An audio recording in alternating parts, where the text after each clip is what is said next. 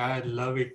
And like there are so many stories like this in your book, and these are the real stories. And this is one of the things I really love, because people say you really learn fast from the other people mistakes, and from this story you see like what these people did wrong, what they did right, and how their life got impacted by their decision. There's so many stories, and I'm just curious on how you gather so many stories. Like people come to you with the stories, or you interview them.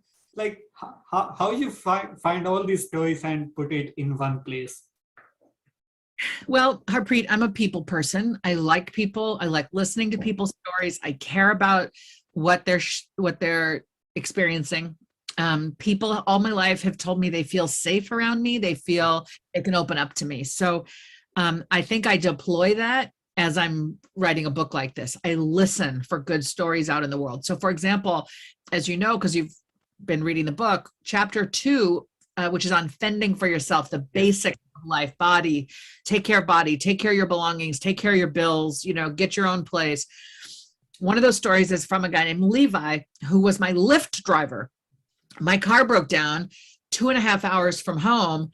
And the best solution, it was me and my family. My husband stayed with the car, got a tow truck, but the tow truck couldn't fit the rest of us. So we got a lift home. And the driver, who's this 23-year-old dude, said to me at some point, we're talking about what do you do? He's a student in community college. I'm writing this book. And on adulting, he's like, oh, my parents told me I had to be up and out by the age of 18. And he started to tell me about this childhood message and mantra and how challenging it was. And I said, hey, I'm really rooting for you to succeed at this. And I think your story might help others. Can I call you? Can I have your number, Lyft driver, and call you at a later date and interview you for my book? And he said, yes. So a lot of times it was me just summoning my bravery and asking a stranger like, hey, I really like what you're about or what you've been through or what you have to offer. Would you be willing? And very often they were.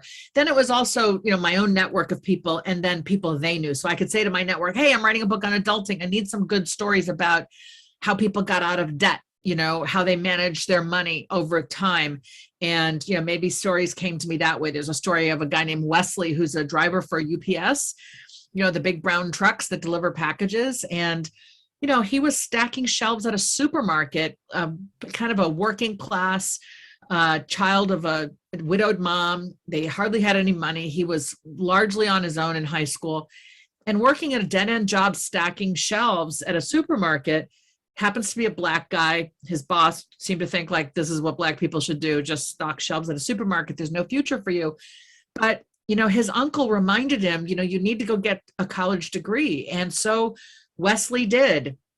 He got his associate's degree and he realized, what, I enjoy being outdoors. I want a job where I can kind of I don't want to sit at a desk all my life. Well, the long and short of it is he became a UPS driver. It's a hard job to get, but UPS is a very loyal employer. And he just retired from 35 years with them. And he has a pension to support him and his wife and kid in his retirement. He has health insurance. He's bought a second home with the money he earned as a driver for UPS. And this is just a lovely example of a path somebody took that was so much more financially secure than his upbringing and the hard work and choices he made to get himself there. And there's a lot of people listening like, I don't want to be a UPS driver. Well, fine. I'm not saying you have to be, but if you like to be up and down, outdoors, constantly on the go, if you love driving, maybe UPS turns out to be a great employer for you in the immediate term and in the long run. So I try to give all these different examples of how life is lived. And every one of my pages has been on a journey and is in a better place than they were. And in the book, I'm trying to chronicle what they went through. This is what I love about you. You're not just talking about the adulthood, you're talking about every aspects, every phases of adult life, work life, relationships, family in your book. And I'm not sure about all the books, but the books I have read so far is that the writer usually tackles one scenario, one genre, one concept, do their research and put all the information together and write one book. But you cover everything from finances for 401k.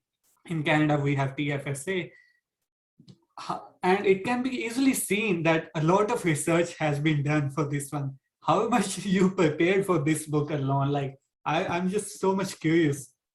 Yeah, I think it took me about 2 years to write it. And part of that was in the pandemic.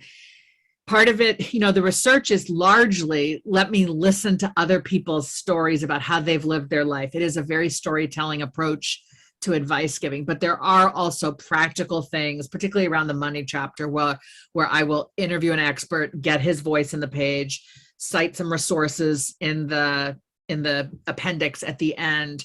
So yeah, about 2 years to write. Really, I've written 3 books, published 3 books, and they more or less have taken me 2 years each. 2 years each.